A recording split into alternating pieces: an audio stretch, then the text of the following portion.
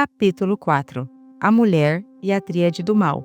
As 7 Vozes Celestes. Se você estiver lendo este livro desde o início, já sabe que decidimos adotar a estrutura natural do próprio livro do Apocalipse, que possui 7 blocos com 7 elementos cada, para ser a base da estrutura deste comentário. Neste capítulo, então, vamos analisar a quarta destas 7 divisões naturais do livro, que vai do capítulo 12 ao 14. Neste bloco, por 7 vezes, João ouve vozes vindas do céu.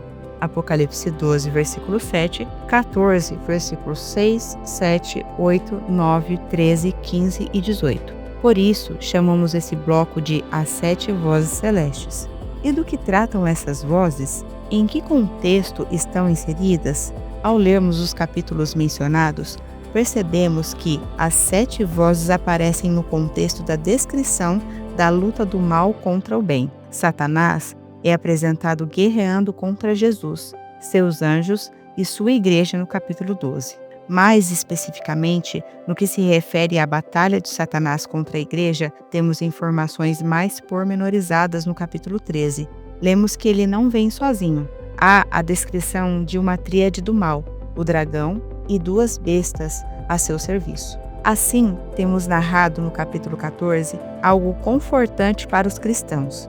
Mesmo diante da realidade de uma batalha, eles podem ter confiança. Há uma descrição da salvação dos cristãos e da condenação dos ímpios. Seres angélicos trazem recados confortantes para os crentes. Diante disso, a partir de agora, passamos a analisar esses capítulos de forma mais detalhada, para entendermos quem é a mulher vestida do sol, quem é o dragão vermelho, quando aconteceu no céu a peleja de Miguel e seus anjos contra o dragão, quem são as bestas a serviço do dragão, o que é a marca da besta, o 666, qual o significado da mensagem dos 3 anjos no final do capítulo 14, etc.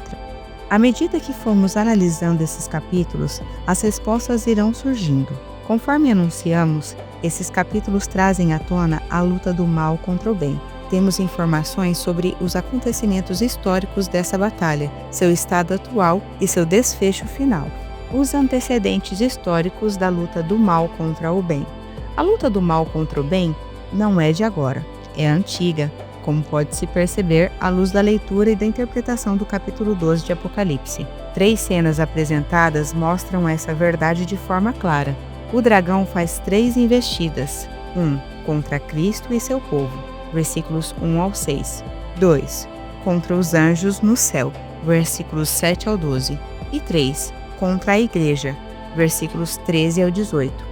Esse capítulo descreve Satanás em suas tentativas fracassadas de frustrar os planos divinos. Como não consegue, ele fica cada vez mais feroz e mais limitado em sua área de atuação. A luta do dragão contra Cristo e seu povo. Apocalipse 12, versículos 1 ao 6. O início do capítulo 12 trata de uma mulher.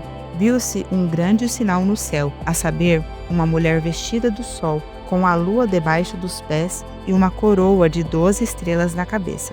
Versículo 1. De acordo com o nosso entendimento, essa mulher é um símbolo do povo de Deus, do Antigo e do Novo Testamento. Este povo pode ser chamado de igreja, nos 2 momentos. Paulo chama os crentes de Israel de Deus, Gálatas 6,16. Pedro interpretou que as promessas de Deus feitas a Abraão estavam se cumprindo na igreja, Atos 3, do 25 ao 26.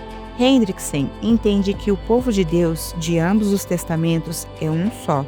É o povo escolhido em Cristo. Abraão é o pai de todos os crentes, quer sejam circuncidados, quer não.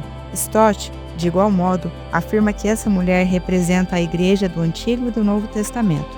Apesar de reconhecermos que existem algumas diferenças no trato de Deus com seu povo do Novo Testamento, por exemplo, adoração e serviço passam a ser descentralizados para o povo de Deus, na Nova Aliança. Ainda assim, estamos tratando do mesmo povo de Deus. Inclusive, em Atos 7:38, Estevão se refere ao povo de Israel como congregação do deserto. Ele usa a palavra grega eclésia, a mesma que traduzimos por igreja. Diante disso, podemos dizer de maneira geral que a mulher representa a igreja, no sentido de povo de Deus, de ambos os testamentos.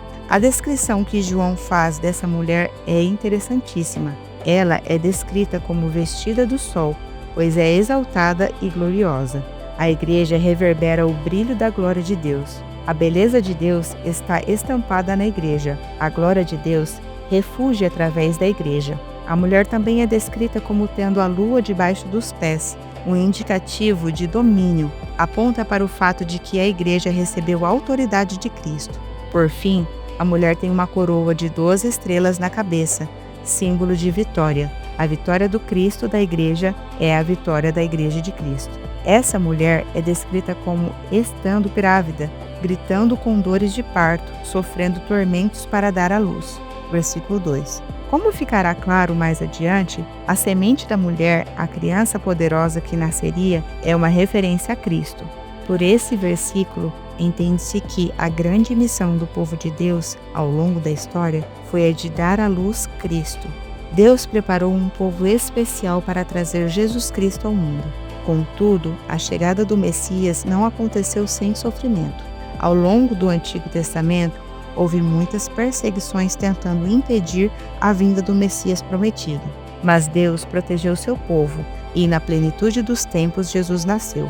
Esse versículo mostra, então, o povo de Deus agonizando durante séculos, enquanto esperava o Messias que viria, o Libertador. Na continuação do texto, temos apresentado o grande inimigo da criança e do povo de Deus, um dragão grande e vermelho, versículo 3, que sem dúvida alguma é uma referência ao diabo, Satanás, Apocalipse 12, versículo 9. A cor vermelha, no grego pirros, que significa vermelho ardente, simboliza a guerra. Ele vem para batalhar contra a criança e a mulher. Esse dragão também é chamado de grande, o que evidencia que é perigoso, terrível e destruidor. Além disso, tem 7 cabeças e 10 chifres, e nas 7 cabeças, 7 diademas. As 7 cabeças com 7 diademas representam o seu governo ou domínio sobre a nação. Os 10 chifres são uma referência ao grande poder do dragão. Chifre é símbolo de poder, ou uma referência ao poder destruidor do dragão. Lade, comentando sobre estes elementos, escreve: diadema era uma espécie de coroa. O Cristo conquistador será coroado com muitos diademas. Apocalipse 19, versículo 12. As 7 cabeças coroadas com 7 diademas falam do grande poder que o dragão pode exercer.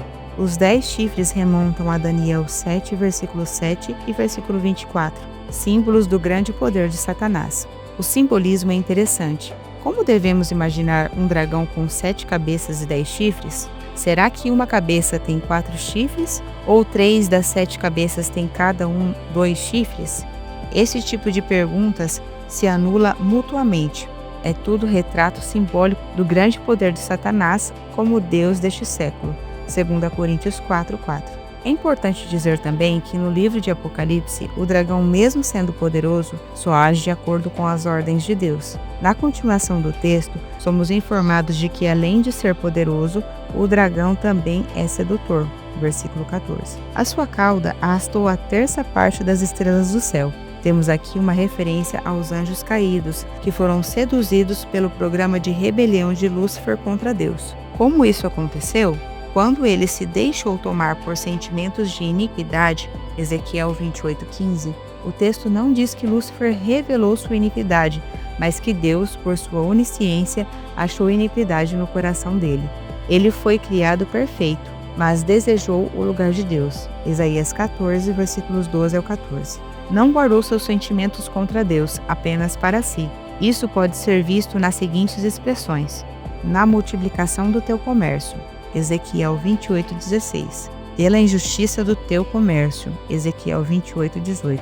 O significado do termo comércio é andar por aí, no sentido de difamação, segundo o contexto, e talvez indique o andar entre os anjos para assegurar a fidelidade deles ao seu programa de rebelião contra Deus. Ele conseguiu a fidelidade de pelo menos a terça parte deles. Dessa forma, quando Satanás caiu, arrastou consigo em sua ruína 1/3 do exército angelical, 2 Pedro 2:4 e Judas 6. Como já afirmamos, ele não os trouxe à força. Ao contrário, a terça parte dos anjos foi seduzida. Com esses anjos, ele foi lançado à terra. Depois dessa informação, chegamos ao ponto-chave do versículo 4. O dragão se deteve em frente da mulher que estava para dar à luz, a fim de lhe devorar o filho quando nascesse. O inimigo, em toda a história, sempre investiu muito para que Cristo não viesse ao mundo.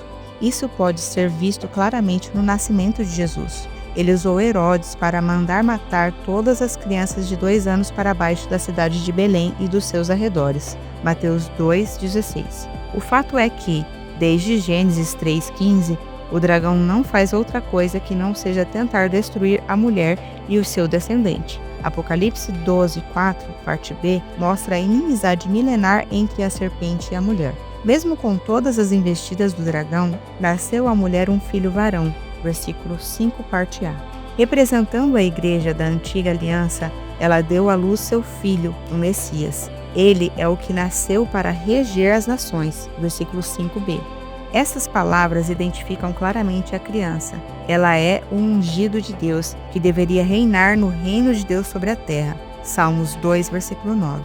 O filho é o rei que tem o cetro nas mãos. Seu reinado é universal e irresistível. Isso pode ser visto na continuação do texto, que salta no nascimento para a ascensão de Jesus. E o seu filho foi arrebatado para Deus até o seu trono. Versículo 5c. Jesus cumpriu sua missão e ascendeu ao céu.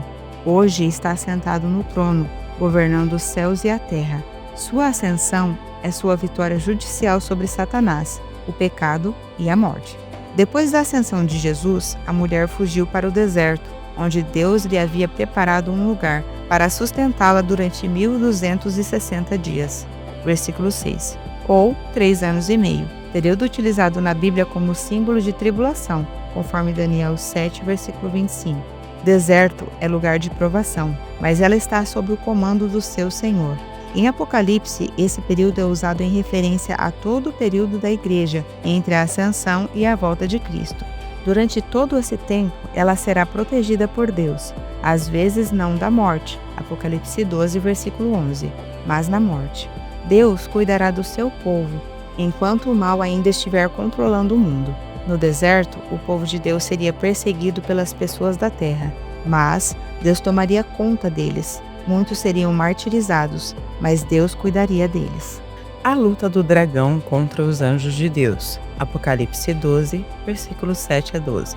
Depois de relatar a luta histórica do dragão contra Cristo e seu povo, João menciona a luta do dragão contra os anjos de Deus. O versículo 7 começa dizendo que houve peleja no céu.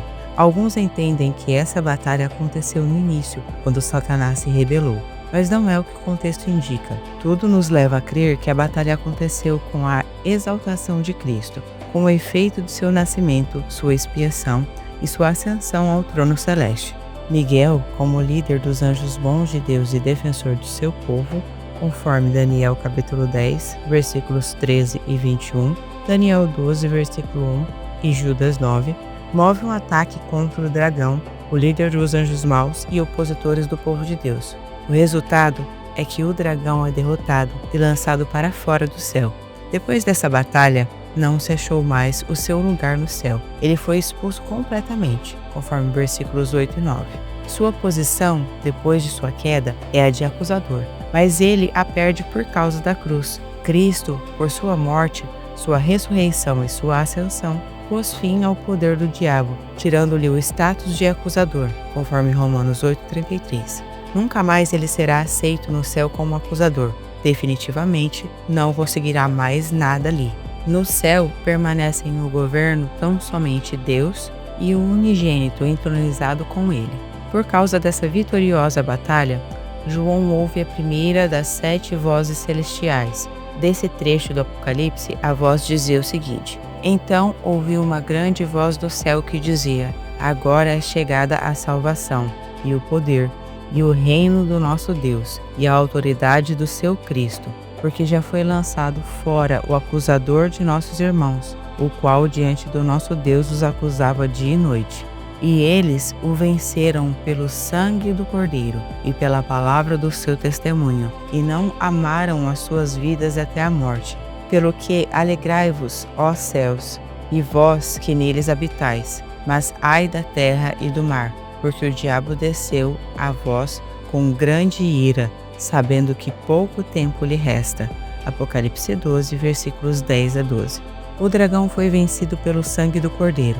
Contudo, por causa da sua derrota, ele se enche de ira e, como sabe que pouco tempo lhe resta, vem com tudo sobre a terra para atacar a igreja. Afinal, esta foi a única possibilidade que lhe restou: persegui-la diretamente. O diabo é uma serpente furiosa golpeada na cabeça, que, em breve, será lançada no lago de fogo. Apocalipse 20, versículo 10. Ele sabe que está derrotado, mas luta para que os homens não saibam. De acordo com esse texto, a igreja vence o dragão por causa do sangue do Cordeiro. Apocalipse 12, versículo 11. Ele está furioso, mas a igreja ainda assim caminhará em vitória. Afinal, a morte de Jesus é a vitória da igreja. O sacrifício de Cristo na cruz desfez todas as possibilidades de o diabo triunfar sobre a igreja. Além disso, ela é vitoriosa por causa do testemunho. A igreja vence o dragão quando testemunha de Cristo mesmo em face da perseguição e da morte. Ela prefere ser mártir a ser uma igreja apóstata. A luta do dragão contra a igreja de Deus. Apocalipse 12, versículos 13 a 17. Satanás está revoltado e impossibilitado de atacar diretamente o próprio Deus. O diabo na terra busca destruir a igreja, o corpo de Cristo. Foi a única possibilidade que lhe restou. Ele faz guerra contra a mulher. Versículo 13. Contudo, foram dadas a ela as duas asas da grande águia, para que voasse até o deserto ao seu lugar, onde seria sustentada por 3 anos e meio, ou 1260 dias. Versículo 14. Se Satanás for rebaixado, por outro lado, a igreja é enaltecida e exaltada. Assenta-se com Cristo nas regiões celestiais, acima de todo principado e potestade. A Igreja de Cristo é uma comunidade vitoriosa, mesmo diante da perseguição. Novamente vemos, no versículo 14, a expressão que se refere ao intervalo entre a primeira e a segunda vinda de Cristo, ou ao período da Igreja, 1260 dias, ou 3 anos e meio, ou 42 meses. O que esse versículo está ensinando é que, até a volta de Cristo à Terra, a igreja será sustentada e protegida por ele. Ela tem asas para voar para longe e escapar em segurança dos ataques do diabo. É óbvio que, com todos os seus recursos no mundo, Satanás está impossibilitado de aniquilar a igreja. A boa notícia desse texto é que Deus preservará seu povo. Todo esforço de Satanás para destruí-lo será em vão. Os versículos 15 a 16 descrevem o esforço de Satanás para destruir o povo de Deus. A mensagem, novamente, é simples e clara. Satanás fará tudo o que estiver em seu poder para destruir o povo de Deus, só que é em vão. Carson afirma que a imagem da serpente enviando uma enxurrada de água atrás da mulher, mas a terra segurando-a e a serpente não podendo fazer nada quanto a isso, ilustra a segurança espiritual dos crentes em relação a tudo que Satanás pode fazer contra eles. O capítulo termina afirmando que, novamente, o dragão irou-se contra a mulher e foi pelejar contra os restantes de sua descendência. Versículo 17. Segundo Poole, todos os milagres de preservação, em conjunto, não conseguem transformá-lo e levá-lo a parar. Ele continua sendo dragão e se enfurecendo sem cessar. Já se irou contra o Messias, versículo 4, contra Miguel, versículo 7, contra os moradores da terra, versículo 12, e agora reiteradamente contra a mulher. Os restantes aqui apontam para a igreja como um todo, que permanecerá intacta até o final dos tempos, até o regresso de Cristo. O dragão vai perseguir até o final, mas Deus vai cuidar de sua igreja também até o final. Aqui é importante fazer outra consideração sobre os restantes de sua descendência. Hendrickson e A.D. ligam esse período de perseguição contra os restantes com o período depois dos 1260 dias, ou 3 anos e meio, um tempo, 1 ano, tempos, 2 anos, e metade de um tempo, meio ano, em que a igreja é perseguida e, ao mesmo tempo, o evangelho é proclamado abertamente. Apocalipse 11, versículo 3 e 12, versículo 14. Depois desse período, temos um breve espaço de tempo descrito como 3 dias e meio, durante os quais as testemunhas são mortas e seus corpos ficam expostos. Apocalipse 11, versículo 7. O mundo anticristão perseguirá duramente a igreja, tentando silenciar a voz do evangelho. Esta é uma possível menção à grande tribulação, quando os santos mais uma vez darão testemunho de sua fidelidade a Deus, terão sua fé provada e ainda assim continuarão guardando os mandamentos de Deus e o testemunho de Jesus como nunca antes. Apocalipse 12, versículo 17. Mesmo que o dragão venha com toda a fúria contra a igreja, esta conseguirá suportar o sofrimento final, porque Deus continuará com ela. O estado presente da luta do mal contra o bem. Apocalipse 13, versículos 1 a 18. Acabamos de mencionar, com base no capítulo 12 de Apocalipse, que o dragão está em guerra contra o povo de Deus nos dias atuais, que são os dias entre a primeira e a segunda vinda de Cristo. O capítulo 13 vai nos mostrar que o dragão não está sozinho nessa luta. Para perseguir os descendentes da mulher, ele procura ajuda, chamando a besta do mar e a besta da terra. Essas duas figuras são os agentes ou instrumentos usados pelo dragão em seu ataque contra a igreja. Precisamos saber muito bem quem são essas duas figuras, pois, de acordo com o que veremos, elas já estão atuando, tentando dissuadir o povo de Deus. Vejamos agora o seu significado. A besta que subiu do mar. Apocalipse 13, versículos 1 a 10. O primeiro reforço chamado pelo dragão em sua luta contra o povo de Deus é a besta que sobe do mar. Quem é ela? Assim começa a sua descrição. Vi subir do mar uma besta com 10 chifres e 7 cabeças, e sobre os 10 chifres havia 10 coroas, e sobre as cabeças trazia nomes de blasfêmia. Versículo 1. Vamos procurar entender quem é esta besta, ou agente de Satanás, em sua luta contra o povo de Deus. A primeira informação que João nos fornece é que ela subiu do mar. Versículo 1, parte A. No livro do Apocalipse, mar é símbolo de povos e nações. Apocalipse 17, versículo 15. Além disso, João nos diz que essa besta tem 10 chifres com 10 diademas e 7 cabeças. Versículo 1, parte B. Pense nesses 10 chifres e nessas 7 cabeças com uma descrição do poder da besta.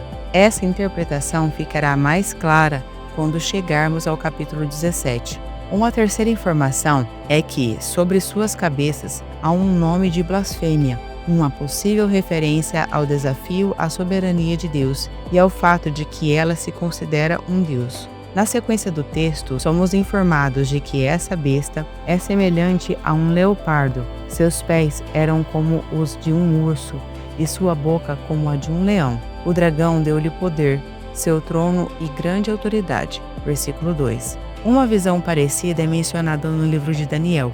Daniel 7, versículos 3 a 6. O que esses elementos representam no livro do profeta? Impérios mundiais. Essa é uma pista para entendermos quem é essa besta. O fato de surgir do mar, símbolo de nações, indica que se trata de poder político. Satanás usa os poderes políticos para governar o mundo, sendo de fato o seu príncipe. Mateus 4, versículos 8 a 9, João 12, versículo 31. Hendrickson afirma que essa besta simboliza o poder perseguidor de Satanás, incorporado em todas as nações e governos do mundo, através da história. O domínio mundial dirigido contra o povo de Deus, onde e quando isto ocorre na história, isso é a besta. Kistemacher, nessa mesma linha, afirma tratar-se de todos os poderes mundiais hostis a Jesus Cristo. Eles governam na força de Satanás. Versículo 2b. Nunca é demais lembrar que todo o poder que Satanás exerce e dá para a besta é permitido por Deus. Essa besta vai manifestar-se com um grande milagre. Então vi uma de suas cabeças como golpeada de morte, mas a sua chaga mortal foi curada. Toda a terra se maravilhou, seguindo a besta. Apocalipse 13, versículo 3. Tendo em vista que se trata do sistema de governo anticristão incorporado nos governos e nas nações durante a história, por meio do qual Satanás exerce seu domínio, como podemos entender essa chaga mortal que foi curada? Lima apresenta uma resposta interessante. Ele diz que essa ferida mortal é fácil de entender se levarmos em conta que os impérios se levantam e caem, e que sempre existe um novo império dominando o mundo. O fato é que essa besta se tornará irresistível e levará as pessoas a adorarem o próprio Satanás. versículos 4 e 8. O tempo da perseguição infligido pela besta é 42 meses, ou 1260 dias, que simbolicamente representam o período do testemunho da Igreja, o tempo entre a primeira e a segunda vinda de Jesus. Nesse tempo, os governos anticristãos blasfemam contra Deus e oprimem a Igreja. A Igreja deve suportar com paciência esta perseguição, sabendo que no fim, Cristo assegurará a vitória. Versículos 6 ao 10. A besta atacará os santos. Versículo 7. Sua principal meta é desviar as pessoas de Cristo, o que ela tenta com perseguição feroz. No último versículo a respeito dessa besta, lemos o seguinte: quem tem de ser preso será preso, quem tem de ser morto pela espada será morto pela espada. Isso exige que o povo de Deus aguente o sofrimento com paciência e seja fiel. Versículo 10. Por mais estranho que pareça, essa perseguição faz parte da providência de Deus e não cabe resistência violenta. O convite do versículo é para que confiemos nele. Agora, cabe uma pergunta: qual a relação dessa besta com o anticristo? É incrível a similaridade da descrição deste personagem, feita por Paulo, com a descrição da primeira besta feita por João, conforme 2 Tessalonicenses 2, versículos 1 a 8. Por isso, não há como identificar o anticristo com esta primeira besta. Ela é tanto um sistema de governo anticristão incorporado nos governos e nas nações durante a história, quanto uma pessoa. Expressa todo o governo anticristão que persegue a Igreja ao longo dos tempos e será um homem que receberá o poder do dragão para governar por um breve tempo no final dos tempos. Esse homem é o que a Bíblia chama de anticristo ou de iníquo, homem da iniquidade, filho da perdição. 1 João 2,18, 2 Tessalonicenses 2, versículos 3 ao 4 e versículo 9. Ele será uma espécie de personalização da besta na sua forma mais poderosa e destrutiva. Lopes entende que essa besta é o poder perseguidor de Satanás incorporado em todas as nações e governos do mundo, em diferentes formas através da história, mas que no fim há de se manifestar na pessoa do homem da iniquidade. É possível afirmarmos isso à luz de 2 Tessalonicenses. O ministério da iniquidade já opera, 2 Tessalonicenses 2, versículo 7. Um dia, a partir desse ministério operante, será de fato revelado o iníquo, 2 Tessalonicenses 2, 8. Lade também entende que essa besta é o anticristo escatológico, com algumas manifestações já presentes em toda a história. Dessa forma, para resumir e fechar, grave isto: a primeira besta é o sistema político, representado pelos anticristos atemporais já presentes na história. Afinal, sempre existiram anticristos, que será incorporado numa pessoa, anticristo escatológico, no final dos tempos. A besta que subiu da terra. Apocalipse 13, versículos 11 ao 18. O segundo reforço chamado pelo dragão em sua luta contra o povo de Deus é a besta que sobe da terra. Então vi subir da terra outra besta e tinha 2 chifres semelhantes aos de um cordeiro, mas falava como um dragão. Apocalipse 13, versículo 11. Quem é esse personagem? De início, precisamos afirmar que a segunda besta não surge para competir com a primeira, mas para ajudá-la. Aliás, quem lhe dá autoridade para agir é a primeira besta. Versículo 12a. Ela é serva da primeira e seduzirá o mundo inteiro a adorar a primeira besta. Fará que a terra e os que nela habitam adorem a primeira besta. Versículo 12b. E defenderá as ideologias desta. O curioso é que ela é uma imitação do cordeiro, tem 2 chifres semelhantes ao de um cordeiro. Versículo 11. Essa informação nos faz acreditar que esta segunda besta atua no campo religioso, mas não podemos nos enganar com a sua aparência. Sua voz revela a sua verdadeira identidade. Apesar de se parecer com algo bom, intimamente é agente do diabo, fala como dragão. Versículo 11. Entendemos dessa forma que a segunda besta representa a falsa religião a serviço da adoração à primeira besta. Se esta age no campo político, a segunda age no campo religioso. É a falsa religião que, de mãos dadas com o Estado, afasta as pessoas do Deus verdadeiro. Lade diz que a primeira besta incorpora o poder civil, inspirado por Satanás. A segunda representa o poder religioso empregado para dar apoio ao poder civil. As duas bestas trabalham em harmonia e são dois grandes instrumentos do dragão. Elas são também a sustentação do ministério do Anticristo, que, quando aparecer, irá controlar a terra por meio da política e da religião. O que também reforça o fato de que a besta que surge da terra é a falsa religião, e que dessa passagem em diante ela é chamada de falso profeta, imagem ligada à religião. Apocalipse 16, versículo 13, Apocalipse 19, 20 e 20, versículo 10. Kistemacher afirma que Satanás usa a besta que emerge do mar como o anticristo e a besta que emerge da terra como o falso profeta.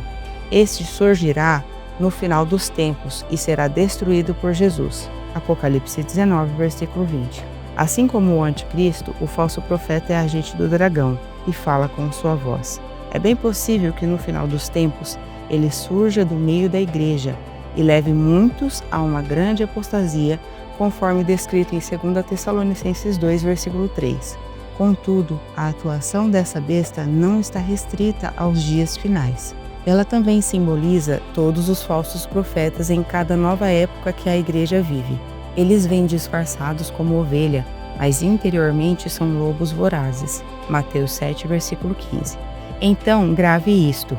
A segunda besta representa tanto falsos profetas atemporais, todas as épocas, quanto o falso profeta escatológico, do final dos tempos.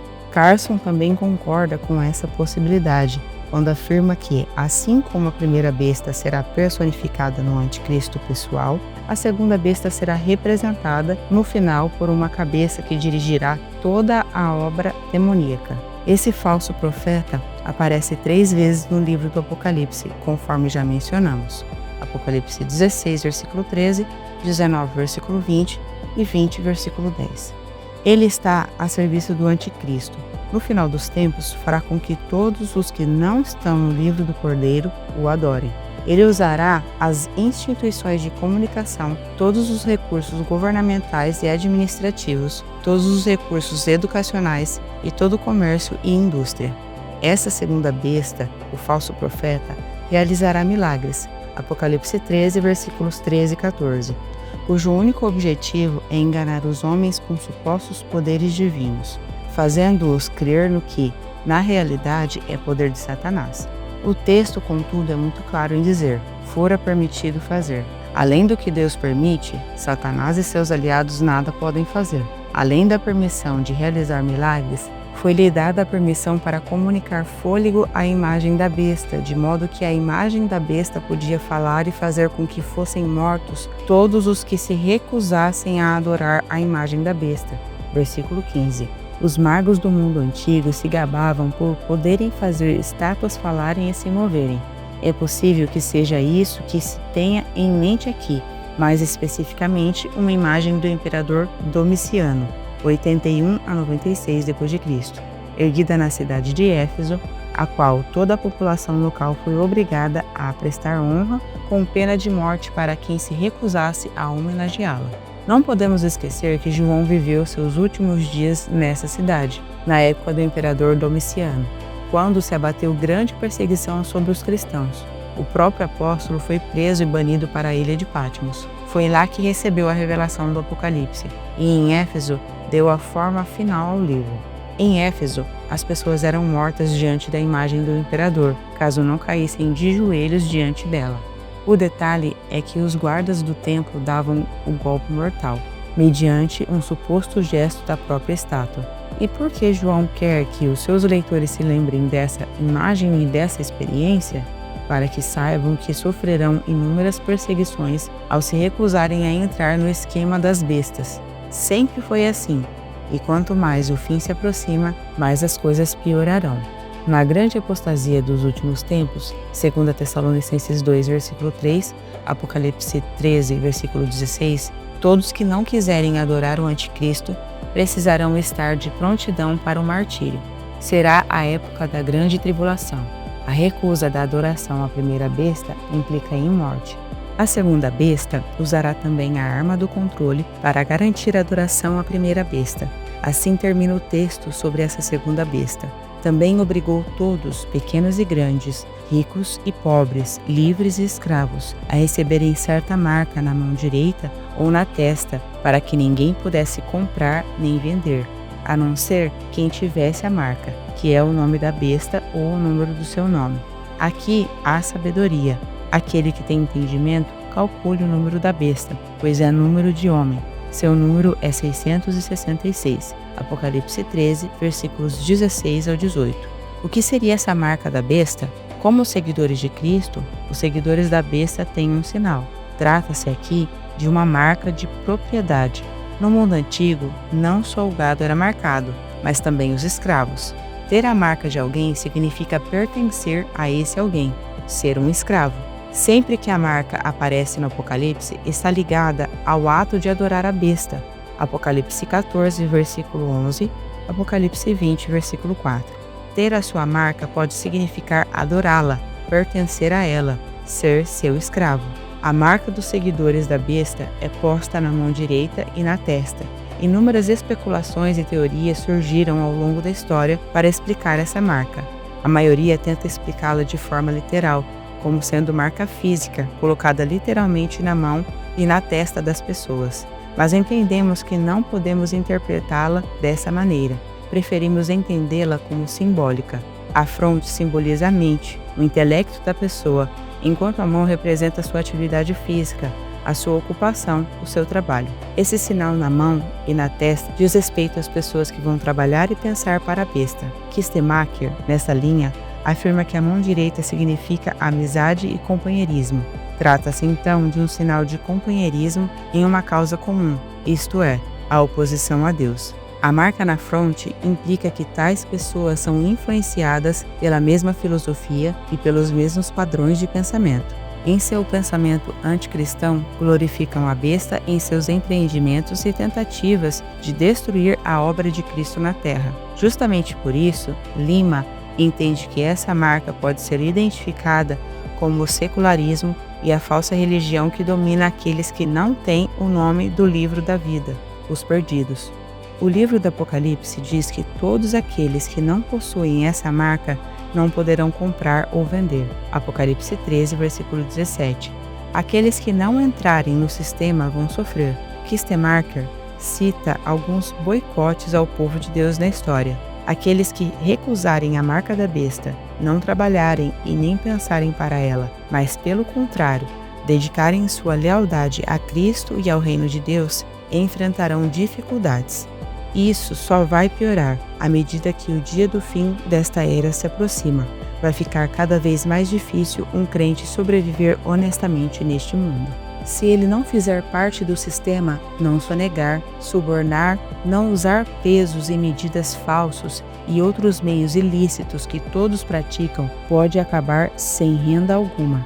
Além do mais, se ele recusar a fazer trabalhos ilícitos para os patrões, poderá perder o emprego. Essa interpretação é bastante coerente. Não podemos perder de vista também que, quando o anticristo e o falso profeta se manifestarem por ocasião do final dos tempos, no período da grande tribulação e o que a antecede, a besta assumirá poderes totalitários, com controle completo de toda a política, religião e economia do mundo, com o objetivo de levar toda a humanidade a adorá-la.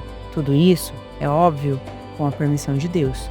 Para essa época, não podemos descartar a possibilidade de haver alguma marca física imposta pelo governo do anticristo. A igreja deve ficar atenta, mas não deve se assustar. Quando esse tempo chegar, ela saberá que marca é essa. Nada de ficar apavorada pelo que circula na internet ou aparece em livros. Se permanecermos firmes da palavra, não seremos enganados. O último versículo do capítulo 13 de Apocalipse afirma que o número da besta é um número de homem, que é 666. Muitas especulações surgiram ao longo da história para tentar interpretá-lo. A ideia mais comum é que denota uma pessoa específica, cuja identificação deve ser feita mediante alguma espécie de cálculo numérico. Contudo, precisamos nos precaver, pois todo tipo de cálculo ou estatística é perigosa. Devemos entender esse número como simbólico. Mas, se é simbólico, o que significa? Podemos entendê-lo como uma referência ao ser humano, pois é dito que é número de homem. ou seja, representa o ser humano, que foi criado no sexto dia. Levando-se em conta que, no Apocalipse, o 7 é símbolo de perfeição, o 6 é símbolo de algo errado, incompleto, imperfeito. Nesse texto, o número se repete 3 vezes, então poderia representar também o ser humano caído, totalmente desprovido de Deus. Além disso, não podemos esquecer, ao pensarmos sobre este número, que é o número da besta, portanto, tem que ser relacionado a ela. A ideia de tentar identificar o número é para tentar identificá-la. Porque a besta usa o número 666? Kistemaker diz que o número 7 significa completude e o número 6 incompletude. A besta sempre tentará chegar à soma total de 7, mas sempre fracassará. Lopes afirma que 666 é o número representativo da maior encarnação concebível da depravação do mal. Os 3 números 6 juntos implicam uma tríade de imperfeição, dragão e as 2 bestas. O número simboliza, então, o domínio universal e a completa iniquidade dessa tríade ímpia, cuja intenção é desfazer a obra de Cristo. A besta parece próxima da perfeição e quase messiânica, mas não é.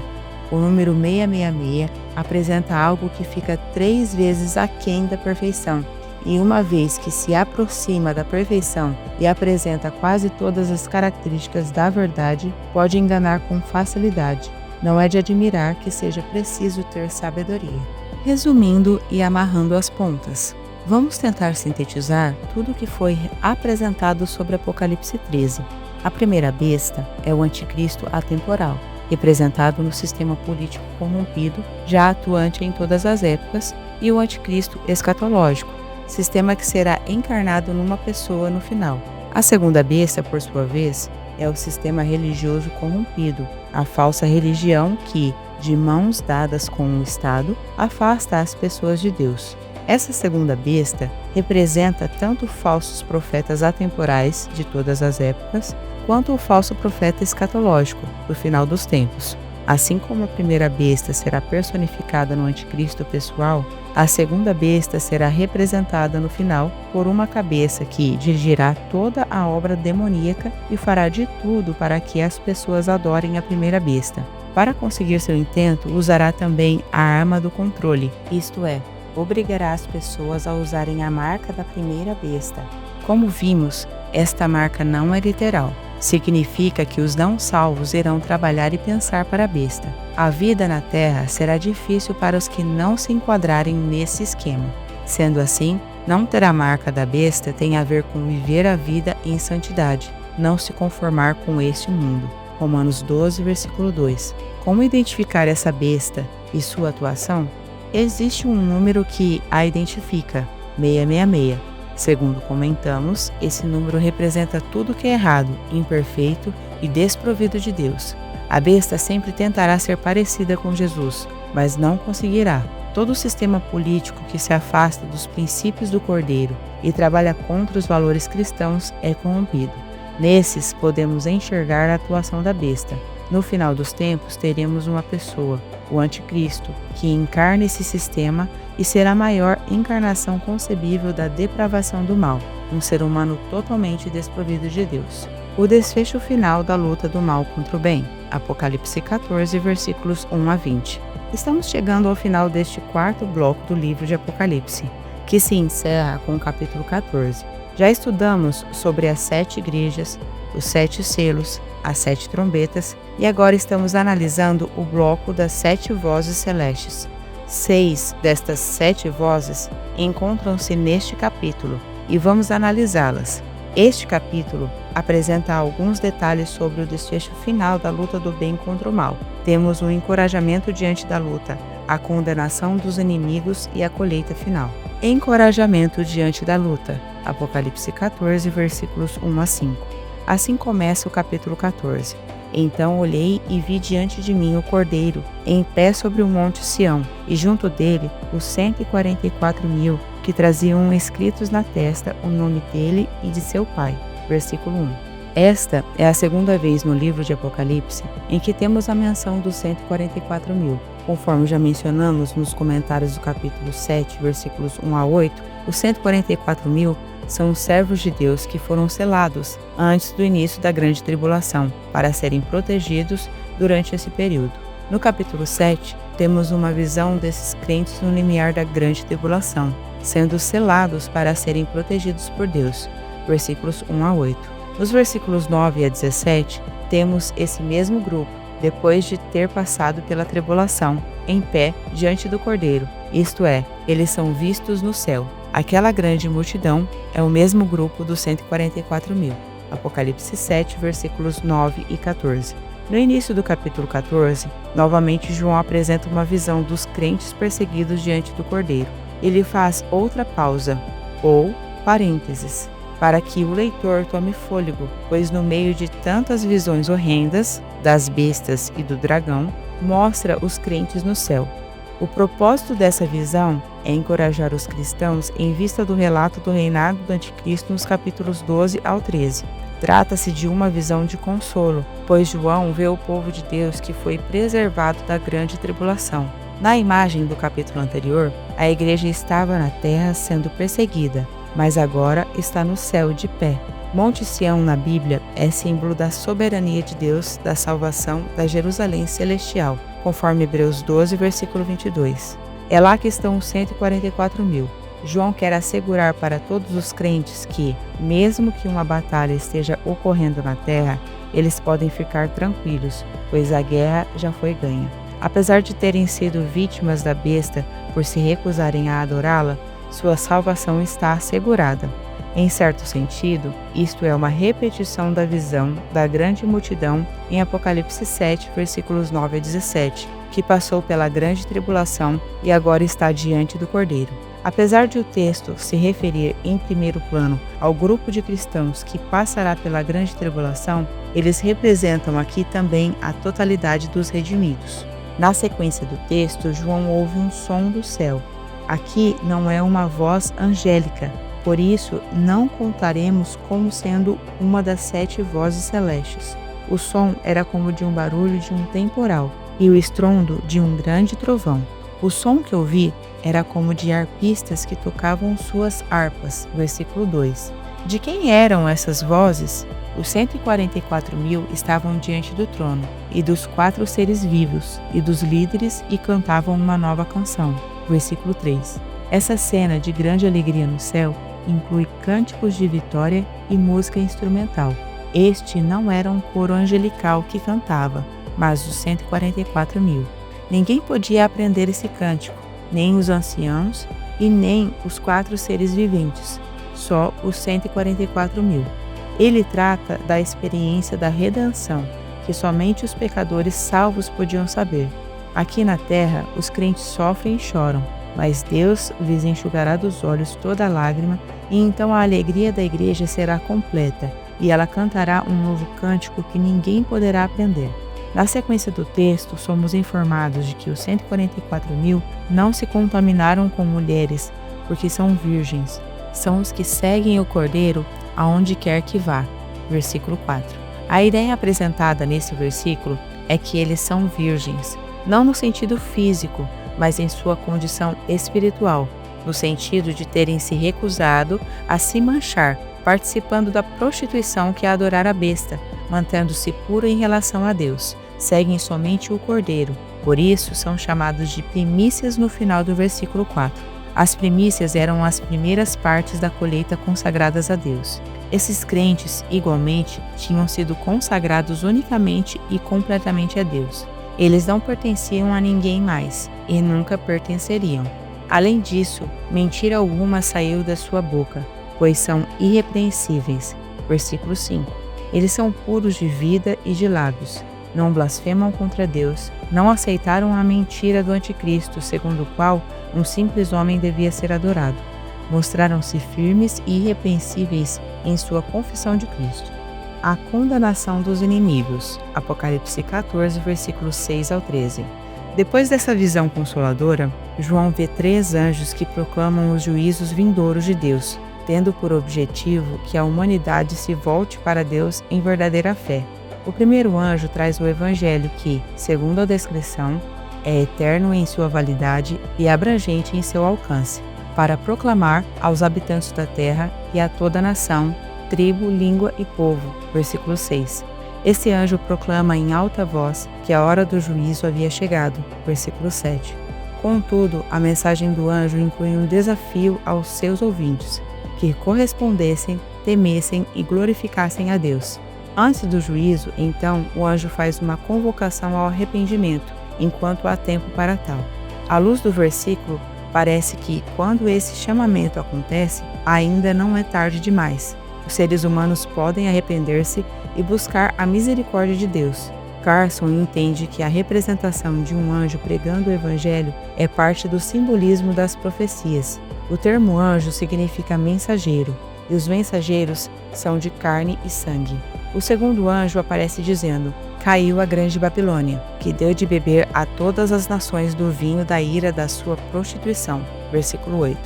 Esta é a primeira vez que a figura da Babilônia aparece. Podemos entendê-la como um sistema corrompido, secular e mundano, que vai estar a serviço da primeira besta, a que emerge do mar, e de Satanás no mundo. Ela embriagou e seduziu as nações, mas agora cairá. Sua queda, anunciada aqui, é tratada em detalhes em Apocalipse 17, versículo 1 ao 18, 24.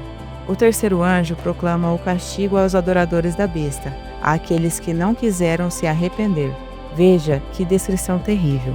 Um terceiro anjo o seguiu, dizendo em alta voz: se alguém adorar a besta e a sua imagem e receber a sua marca na testa ou na mão, também beberá do vinho do furor de Deus, que foi derramado sem mistura no cálice da sua ira. Será ainda atormentado com enxofre ardente na presença dos santos anjos e do Cordeiro. E a fumaça da tormenta de tais pessoas sobe para todo sempre, para todos os que adoram a besta e a sua imagem, e para quem recebe a marca do seu nome. Não há descanso dia e noite. Apocalipse 14, versículos 9 ao 11. Segundo esse texto, o cálice da ira de Deus será derramado de maneira terrível sobre a terra, mais precisamente sobre aqueles que hostilmente decidiram virar as costas para Deus. Até então, a ira de Deus veio com misericórdia, mas quando o juízo chegar, os ímpios terão que beber o cálice da ira de Deus sem mistura, ou seja, sem oportunidade de arrependimento. Temos aqui uma referência ao período da grande tribulação, que se inicia depois que todos os salvos já estão selados, e quando não há mais chance de arrependimento. Apocalipse 7, versículos 1 a 4. A consumação final do cálice da ira de Deus será objeto de assunto do próximo capítulo deste livro, que tratará dos capítulos 15 ao 16. Além de tratar sobre o cálice da ira de Deus, esse texto ainda diz que os ímpios serão atormentados com fogo e enxofre. Os comentaristas bíblicos, neste ponto, veem uma alusão ao inferno, onde os adoradores da besta serão atormentados eternamente. Neste ponto, precisamos discordar deles. A Bíblia se refere mesmo a um inferno de fogo como destino dos ímpios depois da vinda de Jesus, conforme Mateus 5, versículos 22, 29 e 30, e Mateus 25, versículo 46. Contudo, estes não irão para o inferno para serem queimados para todo sempre, mas para serem aniquilados de uma vez por todas. Nesse sentido, o fogo é eterno em seus efeitos e não em sua duração. A própria presença de fumaça no texto aponta para essa interpretação. A fumaça sobe para todo sempre. O fato de haver fumaça mostra que o fogo cumpriu seu papel. Stott apresenta a possibilidade de o inferno referir-se à aniquilação eterna e final, quando comenta esse versículo. Ele chega a dizer que inferno, em essência, é separação de Deus, ou uma destruição eterna. Na continuidade do texto, uma vez mais, os santos são convocados a perseverar. Versículo 12. Aqueles que guardam os mandamentos de Deus e a fé em Jesus estão seguros. Por fim, esse parágrafo termina com uma bem-aventurança. Então ouvi uma voz do céu dizendo: escreva, felizes os mortos que morrem no Senhor de agora em diante. Diz o Espírito: sim, eles descansarão de suas fadigas, pois as suas obras os seguirão. Versículo 13. Mesmo que eles sejam atacados e mortos, os seguidores do Cordeiro são bem-aventurados. Sua vitória está assegurada. De fato, ao que tudo indica, no período da grande tribulação, vários cristãos serão martirizados. mas devem permanecer firmes, pois serão recompensados. A colheita final. Apocalipse 14, versículos 14 a 20. Na parte final do capítulo 14, João olha e vê uma nuvem branca diante de si, e sobre ela alguém assentado, semelhante a um filho de homem, com uma coroa de ouro sobre a cabeça e uma foice na mão. Versículo 14. Esse ser recebe a ordem de outro anjo para realizar suas atividades. Por isso, fujamos da tentação de tentar interpretar esse semelhante a um filho de homem como se fosse Cristo. Parece estranho que Cristo receba a ordem de um anjo para aparecer em glória e realizar sua obra salvífica. É mais possível que o semelhante a ser humano seja uma figura celestial partilhando parte da glória de Cristo. Outro anjo que saiu do santuário, da presença de Deus, deu ordens ao que estava assentado sobre as nuvens para que a ceifa se iniciasse, pois a terra já está madura para a colheita. Versículo 15. Em uma de suas parábolas, Jesus descreve o fim dos tempos como uma seara. Mateus 13:30. Nela, a ceifa é a consumação dos séculos e os anjos são os ceifeiros. Enfim, este primeiro anjo vem e passa sua foice sobre a terra, que é ceifada. Versículo 16. Alguns entendem que essa primeira colheita é uma referência à reunião dos justos que creem.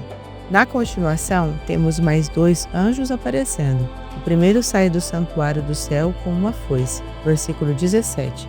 É seguido por outro anjo que sai do altar com poder sobre o fogo, uma possível referência ao fogo do altar. Apocalipse 8, versículos 3 a 5, que está relacionado com os mártires. Apocalipse 6, versículo 9, e com a oração dos santos, ambos importantes nesse final drama, pois contribuem para que o juízo final se realize. O anjo que sai do altar diz: passa a tua foice afiada e colhe os cachos da vinha da terra, pois as uvas já estão maduras. Versículo 18. Temos, desse modo, 2 anjos com uma foice afiada, e 2 anjos que trazem ordens para que estes primeiros hajam. O segundo anjo, com a foice afiada, colheu as uvas da vinha e lançou-as no lagar da ira de Deus. Versículo 19. Esta segunda colheita claramente se refere aos ímpios. As uvas pisadas são os incrédulos. Assim como as uvas são pisadas e esmagadas, assim também os ímpios vão ser destruídos. Os justos serão colhidos e vão para os celeiros celestiais. Os ímpios serão colhidos e mandados para o fogo infernal. Por fim, lembramos que lagar é um lugar em que as uvas são pisadas. Assim, os ímpios serão pisados. O juízo vai ser muito cruel. Essa imagem ressalta a natureza violenta do julgamento final. O texto diz que a altura do sangue que saiu do lagar é a de um freio de cavalo, 1,5 metros do chão, por um espaço de 320 a 350 quilômetros de sangue, a extensão da Palestina, de Dan a Berseba. É uma medida exagerada para dizer simbolicamente que o juízo será feito sem misericórdia, e sem dúvida um símbolo completo e total do juízo de Deus que alcança os ímpios plenamente e em todos os lugares. Esse lagar é fora da cidade, ou seja, os salvos não participarão deste juízo. Conclusão. Como você pode ler, este bloco tratou da luta do bem contra o mal. Nele, analisamos os capítulos 12 ao 14 de Apocalipse. Tratamos sobre os antecedentes históricos, o estado atual e sobre o desfecho final da luta do mal contra o bem. Ficou bem claro que o dragão, as bestas e a Babilônia têm como único objetivo destruir a igreja. Alegra-nos saber, entretanto, que neste período os salvos estarão protegidos por Deus. Alguns dentre estes podem até morrer, mas a igreja jamais será destruída. Caminharemos com muitas lutas até o desfecho da história, quando Deus porá um fim a toda a maldade. Até lá, mantenhamos firme a nossa fé em Jesus.